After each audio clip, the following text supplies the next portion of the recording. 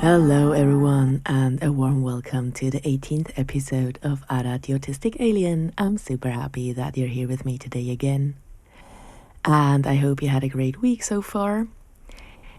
I actually, in the last minute, again, I thought of a topic that I could cover this week because my life is really crazy at the moment. So sometimes, it's hard for me to just choose one topic that I want to talk about, and to just talk from my life would be a bit boring, I guess. So yeah, I'm really happy that today I'm gonna talk about shamanism. I know that I covered this in a YouTube video already, and also I think I touched the topic in some other episodes, but today I want to point out why shamanism to me is so healing on different levels. I don't even want to talk about medical healing so much, or about psychological healing, but just the healing that we can experience as individuals on this planet when it is about trusting that we are wanted on Earth, trusted that although humans maybe destroy large parts of the planet, we are still part of it, and to really feel home and we belong here. And I feel with that shamanism can help a lot. So the main thing that really is the difference in shamanism and in psychotherapy is, for me, that we live in this world where the whole communication is done over words. I mean, that's not even true. It's only 7%.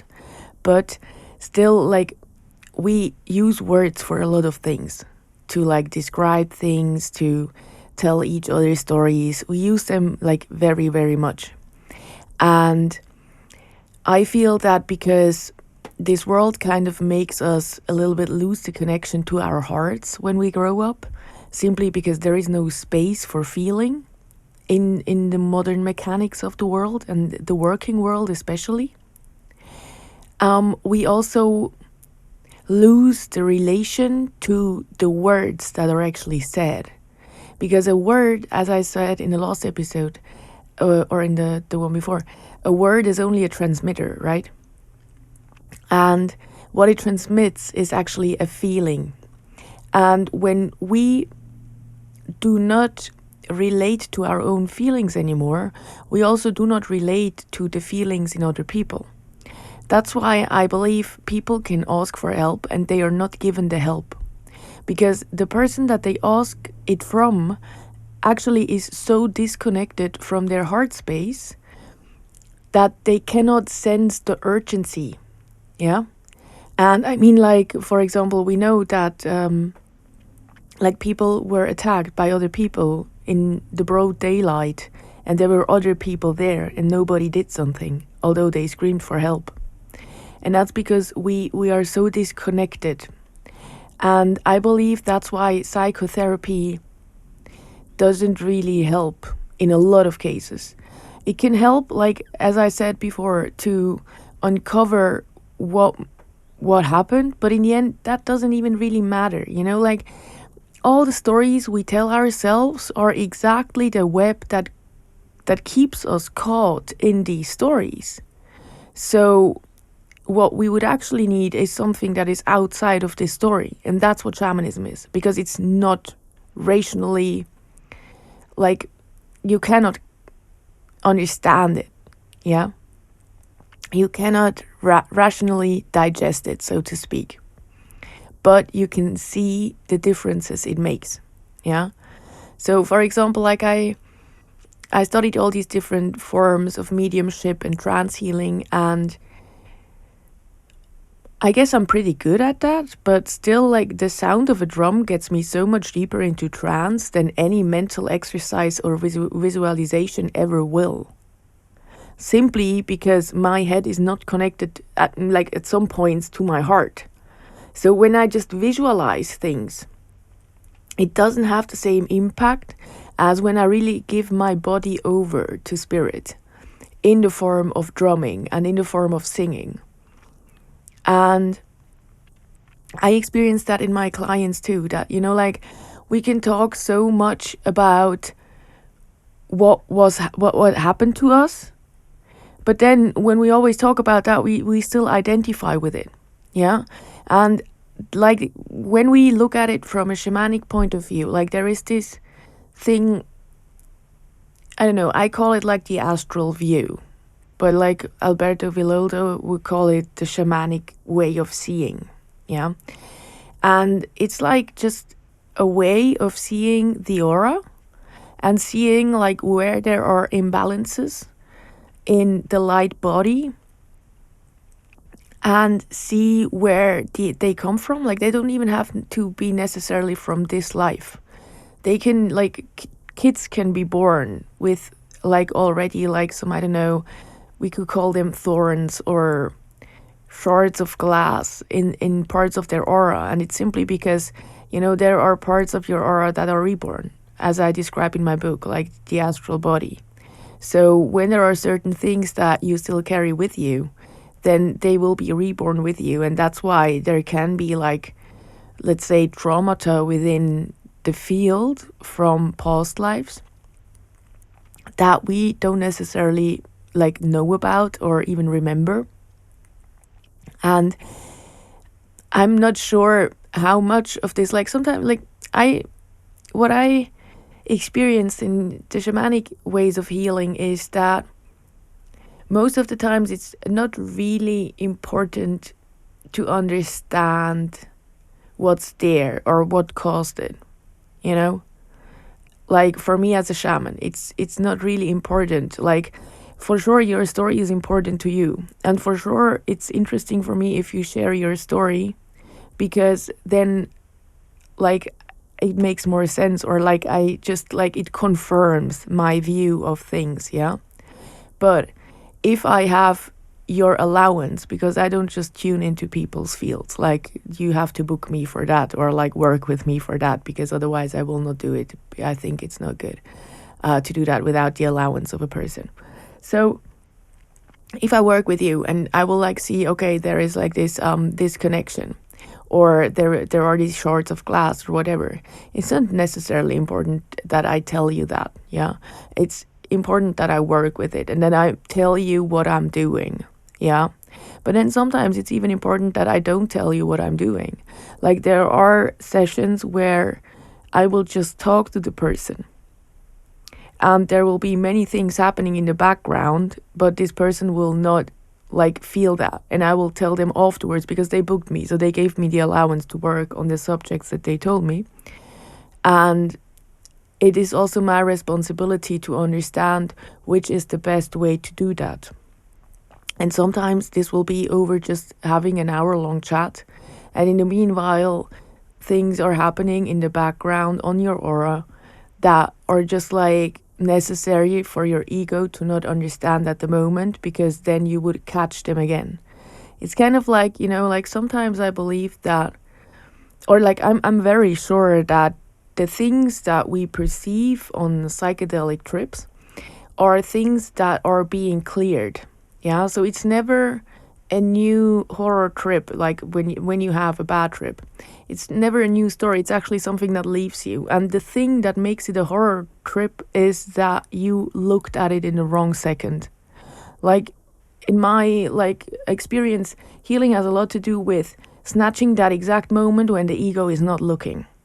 Because the ego identifies over the story that we experienced. Yeah, it's solidity. It's its basis. Yeah, the ego is based on the story we tell ourselves of how we are, how life is, how other people are. So sometimes, and because the ego is the defender, because the ego is there to protect, it's sometimes very important to work around the ego. Yeah, and to just like do that, I like really like to do it by just distracting it with something that really makes it think. You know what I mean?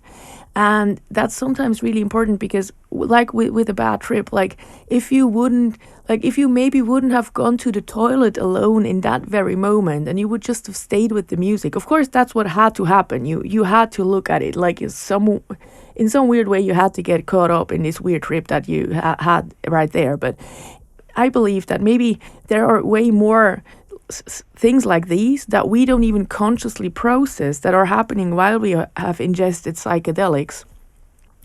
But our ego is so like caught up in dancing or in talking to other people or just enjoying life in a party or outdoors or whatever that we don't necessarily look at what's happening, and so we don't get caught up in the story, which is actually dissolving in this moment. It's not being created in this moment. Yeah, it's dissolving. And I actually believe that with a lot of sicknesses and illnesses, like most of the time when I'm getting sick, I feel like, oh, thank you, this is leaving me now. I rarely believe that it's something new that I caught. Like when I was outdoors and like I didn't have enough warm clothing, of course, I just got a cold. But like when there are deeper things happening, like right now, all the fillings in my teeth fall out and nobody can really explain to themselves why. And to me, it's like I pray in the evening that dear angels and ancestors, if there are more teeth fillings that have to fall out, can they please fall out right now? Because I want to be over with this for another 8 years or something. And I don't necessarily pray for it to stop, because if that's what has to happen, it's like my feelings leave me, and maybe I got them at a point in my life where I wasn't really doing good. So maybe there is some stuck things there, because none of my teeth are sick, it's just the fillings that fall out. And maybe one root canal needs some extra attention. That's what I'm scared of. But still, it's like all these things happening, and I'm just like, I don't pray for it to like stay like this forever, but I also don't just pray for it to go away momentarily, because I believe that it's not something new that's happening, but it's something old that's leaving. And that gives me so much more space to be with pain. It doesn't mean that I don't sometimes suffer. It doesn't mean that I sometimes fall into a dysregulated state of my autonomous nervous system. But it's way easier to get out of it again. And I strongly believe that the same relaxation could actually happen if we looked at like bad psychedelic trips as well as like bad experiences in life in general as this, that there is actually something that's leaving us. Yeah, like I talked a lot about this place that I live in right now, and I don't really feel good here. And I had this very weird epiphany and it's actually connected to the full moon that we just had, because it's a lot about these weird deep epiphanies. So I had this epiphany that like the past 3 years when I lived in Lucerne, I was like in this womb, yeah. I was like, nothing was really going right, but then I had like this like comfort zone and I was really doing good. So, and then I got kind of reborn into this situation, and it mirrors me so much the house I was born into when I was born. Like the mechanics that are in place in the house that I live in right now are so alike what I was born into, just like communication wise, and not dealing with feelings, and just like blaming oneself for everything, and not really having the guts to be who you are. And it's like when I had this epiphany, I realized that, wow, it's so beautiful that this is happening right now, because now I see all of that. And I understand so deeply why I'm so dysregulated here. I understand so deeply why I was so dysregulated until I moved out of home. I understand so deeply why I had like way stronger, let's say, autistic symptoms in certain places I lived, simply because I was so dysregulated there. And that I actually, like, in the womb, I was kind of safe, but not even there, like, fully. So it's like really about creating this space of safety for myself now that I never had. I never had that. Yeah. And like I talked a lot with my therapist about that, and I talked a lot with like the other healers I work with, or like I worked on that. But like what I understood so deeply right now, or like what I worked with so deeply right now, was just drumming all these shards of glass that were in my root chakra out of it, And that was like the most effective thing that I ever did, like concerning this thing, because it's not mental. It's not about words. Oh, you have to ground yourself. Oh, you have to do that. Oh, you have to do this. No. And like also, it's not a topic that I haven't worked with before. It's not the first time that I work with my root chakra, and it will not be the last time. Like this illusion of, like, for sure, like we can, with shamanic healings and also with other ways of healing, we can change patterns and we can change the way that chi flows through the body. Yeah. So we can free chakras from all the mud that's in there, and we can make the chi flow like good and nicely. But then there will happen things again that will make it like not flow that nicely, because life is a spiral. So the topics that we were born into, we will carry until we die. We will carry them differently.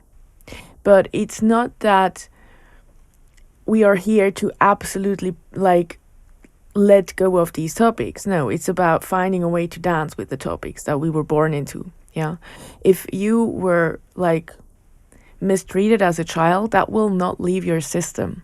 But you will find a way, if you work on it, to live with it in a way that is good and beautiful to you. Yeah. And that's like what I call healing. And I just like realized that, or what I thought of is that I believe that that's why so many people also kind of self-medicate with drugs and going to raves, because there they have like this like kind of modern drum beat that they can lose themselves in. It has this tribal aspect because there are so many people and it's mostly in dark rooms or like outdoors. And they can ingest these substances that change the way they perceive things. So I really believe that these things are interconnected. And I believe that there are ways that maybe we can do that in a way where we don't get caught up so much in the stories that surface that are maybe not that cool to experience again. Yeah.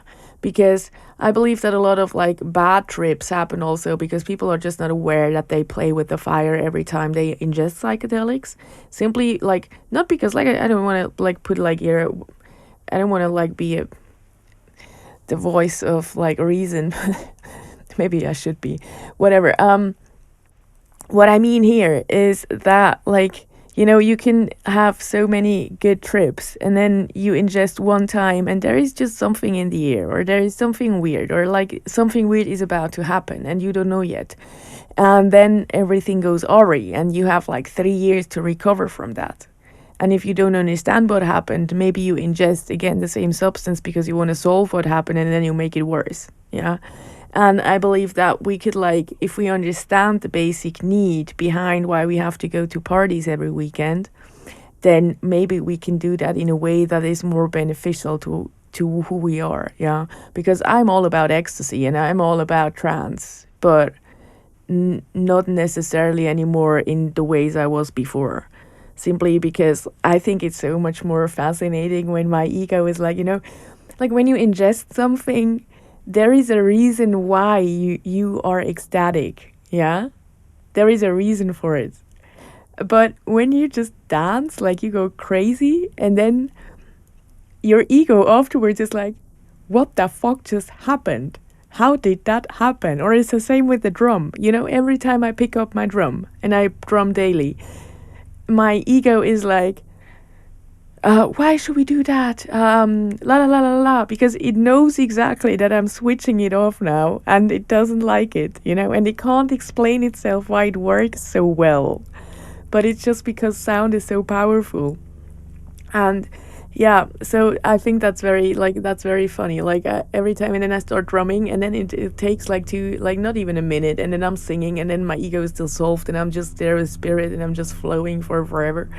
And so I believe like that's also what happened to me before when I was like fully tripping on acid on like in raves in my 20s.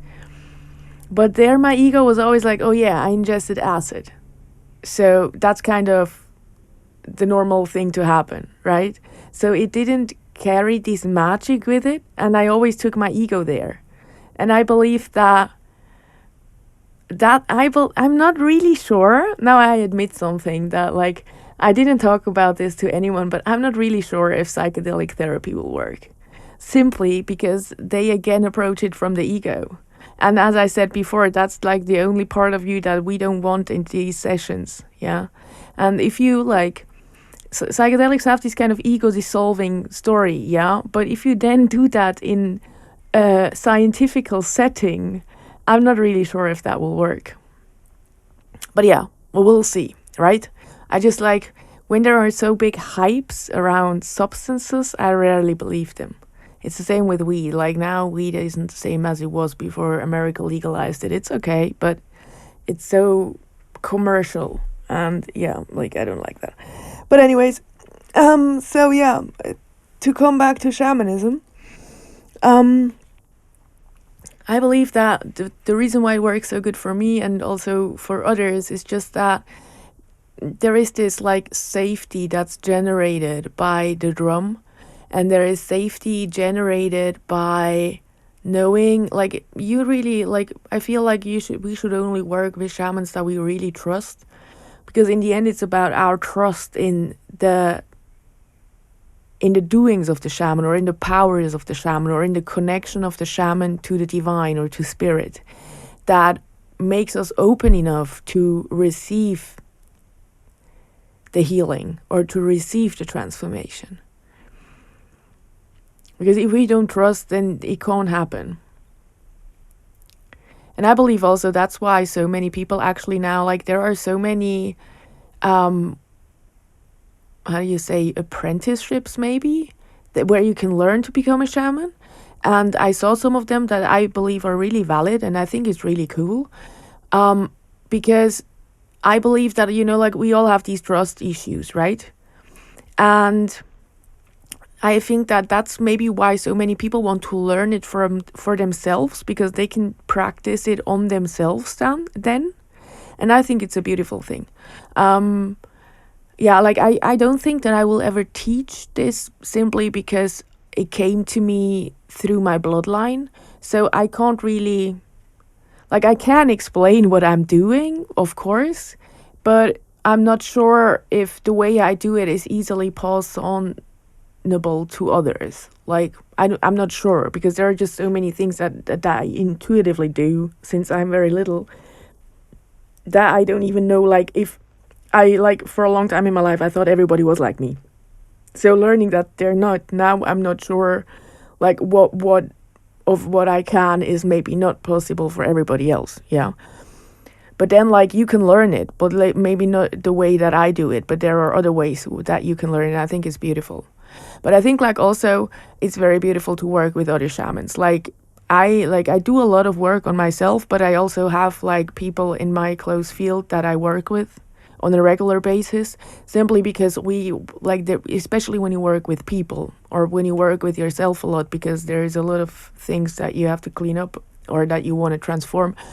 It's important to have like these other guides as well on your journey, because otherwise your ego can get caught up in the story again, right? So usually, like, when I understand, okay, this is like the thing I have to work on, I will work first with it with another shaman to just understand, make sure that my ego is not caught up in a story, and then I will continue to work for myself until like the next thing is there, if there is any. So yeah, but normally, like, when there is, from my shamanic perspective, when there is like a topic that we like maybe flush out of the system, it always like goes on to the next chakra. So there is some time that we need in the sessions, like in between sessions also, where these things are being flooded out. Yeah. So, and I believe that also, like, we all maybe see it differently. Like, I know some of my friends, when they work with clients, they really feel it inside their bodies. I have that too, but only with a certain type of illness, that I feel it within my bodies.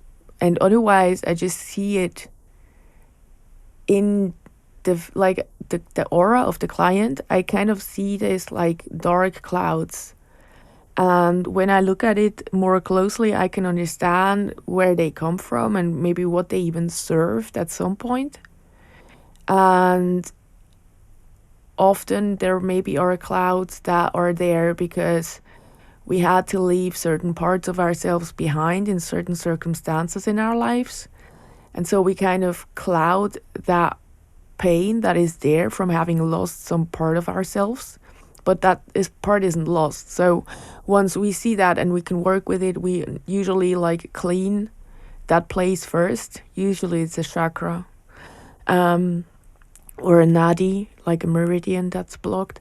And then we clean that place, and then that part that was kind of lost, so to speak, can get back home. Yeah, it happened to me too. Like, as I said, when I told you about this beautiful experience I had when I was in this shamanic dance workshop, where I really felt like, wow, like my sacral chakra was like reborn. So it makes a lot of sense that now I'm working with my root chakra again. Yeah. And as I said, like, that's why this work is like a lifelong thing. And it shouldn't be looked at necessarily as something heavy, because I don't believe it's heavy, you know? Like, if you go to a shamanic session, it's like a massage, but it's more of a massage for like all of your bodies and not only your physical body. And still your muscles will feel like more relaxed and everything will feel less tense afterwards. So it's just a form of self-care also. And I don't believe in people that work the way that, oh yeah, now you did that and now you have to come again in 3 weeks and you have to do that and then you have to come again then and then. I believe that like one session is always enough to start with. And if you feel the call to like work further, you like, I work the way that I always give you enough tools to then like first work on this very thing further yourself. And if you want my guidance, you can book another session, but it's never necessary. And I say it's like a lifelong journey because I believe it's beautiful to like uncover. It's just a beautiful point of view to understand that everything that hurts now is not something new that comes. It's something old that dissolves. And then to look at it, oh, in which chakra is this happening? Or to meet someone and get it like cleansed out, like you maybe go to an esthetician or a hairdresser, and then just see what it does, no? And see like how much difference it makes. But for that, like, it's important to trust, yeah.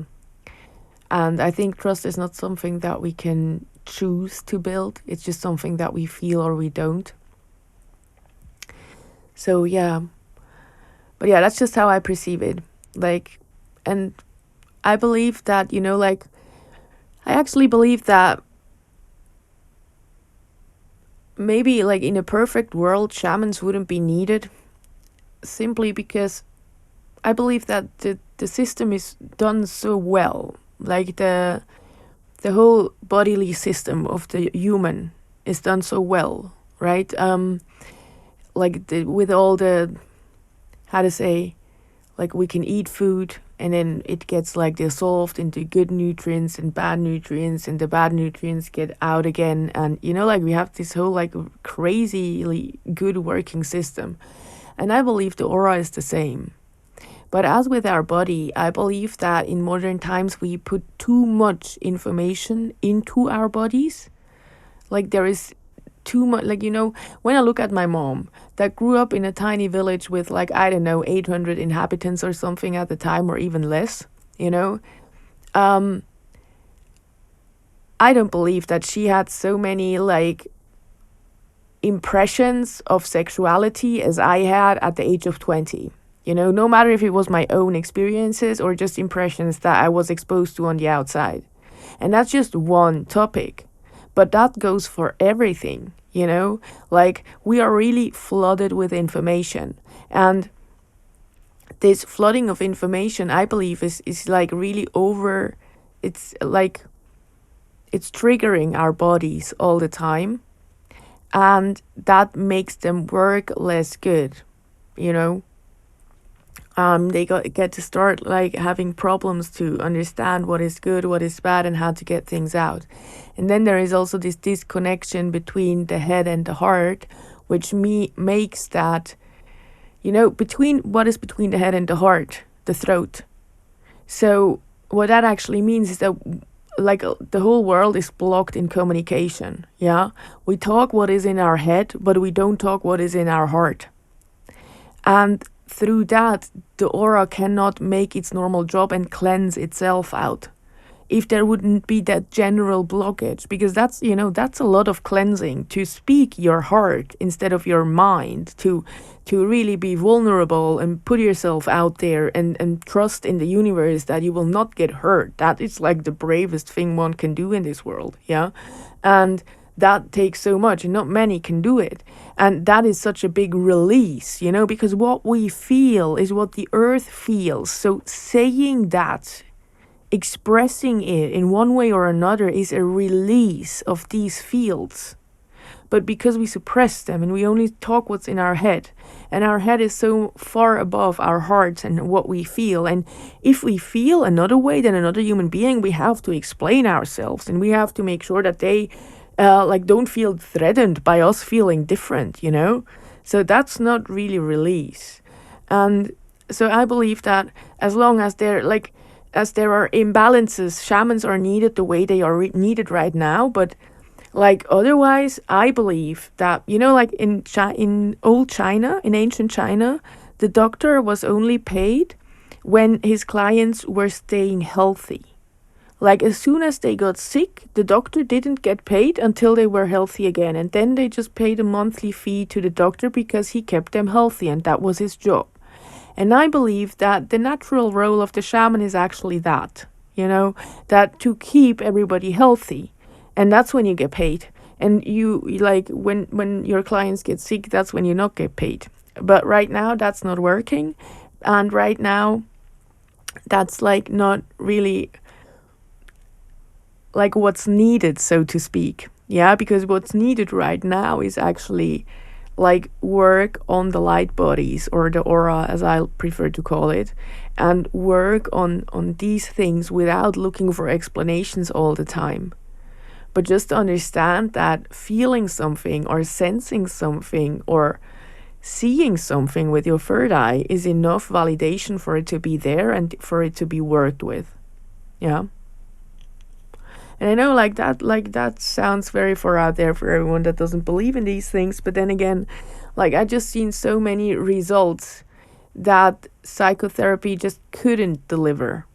Yeah, from people who really their bodies changed, people struggling with their weight and stuff like that, and they really changed. But,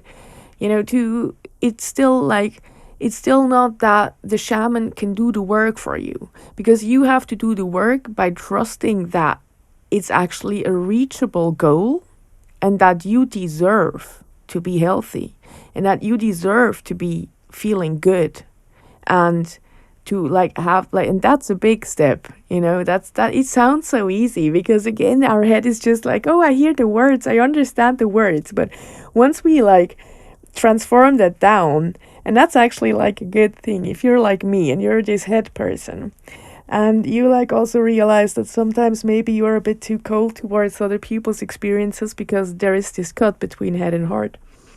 Just try to take it down.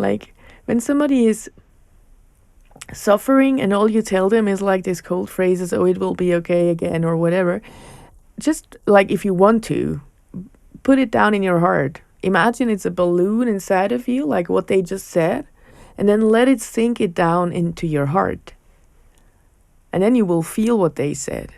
And then there will be a different kind of conversation happening. But it also means that you will have to confront that somebody that you love is suffering and that you maybe cannot change it. And that's what many people do not want to confront. And that's why many people do not want to feel what they hear. Yeah. And I just like the reason why I'm talking about this is also that I just see that there is so much pain happening and being caused exactly by that. Yeah. That I want to know how you are, but I don't want to feel how you feel. So just tell me the words, but then like don't expect too much compassion, because compassion comes from the heart. And as long as I only digest your information in my head, there will be not much compassion. That's why there is so little compassion in the world. It's so easy. It is not, but it is. So yeah.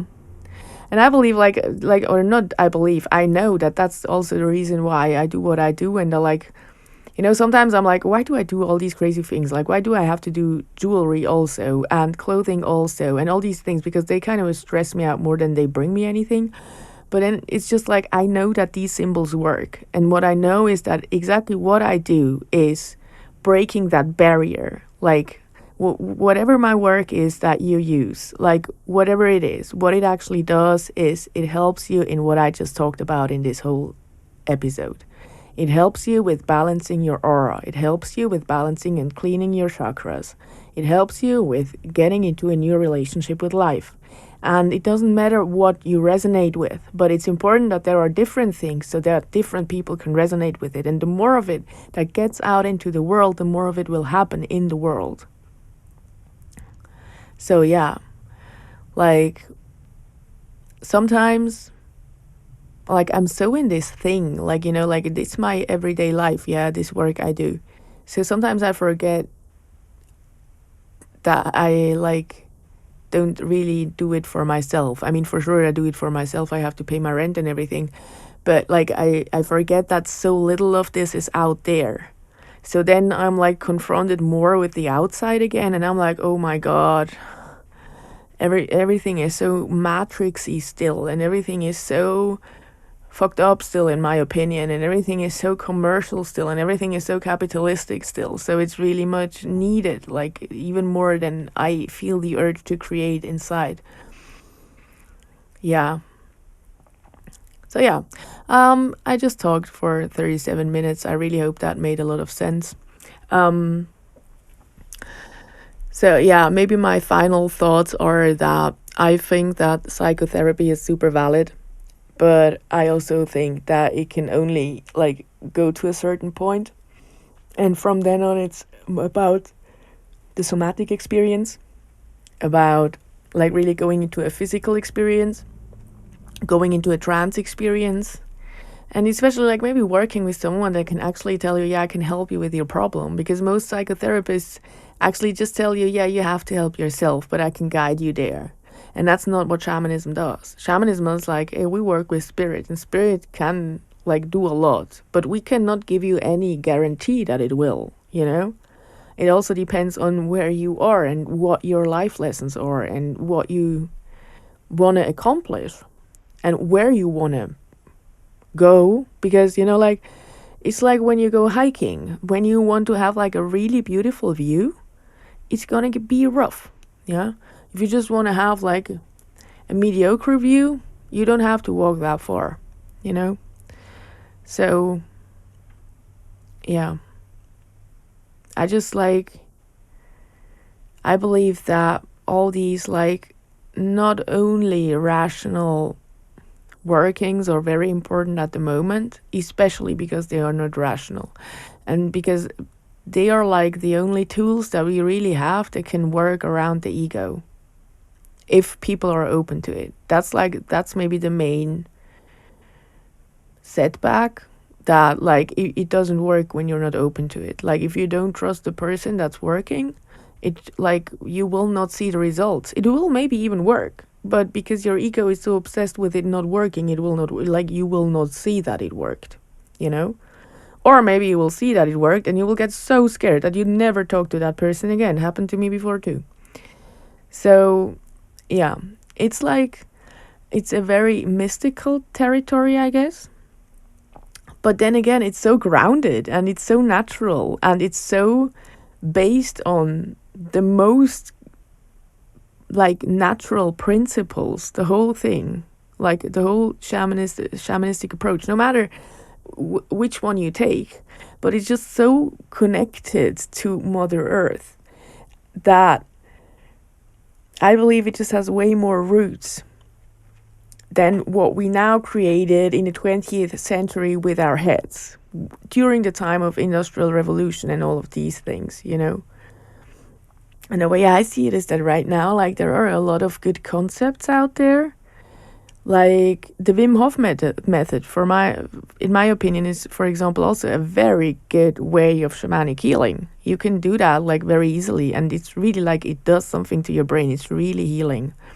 Wim Hof method, if you haven't heard of it.